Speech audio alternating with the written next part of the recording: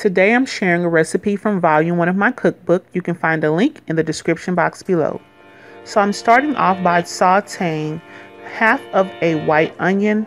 You can also use a red onion, and I'm sauteing that with 1 cup of chopped portobello mushrooms.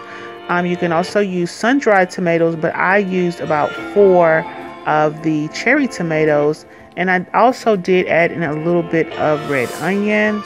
And I'm just sauteing that down until most of the liquid has evaporated. And then I added in some diced green onions. The recipe calls for 2 cups of kale, but I didn't have any for this recipe.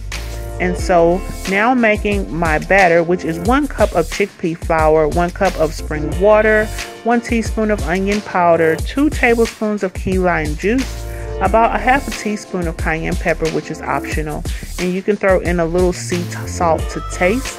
Give that a nice stir, and then add in your veggies and go ahead and get that nice and incorporated. And once you have that well combined, then you want to grease your muffin pan.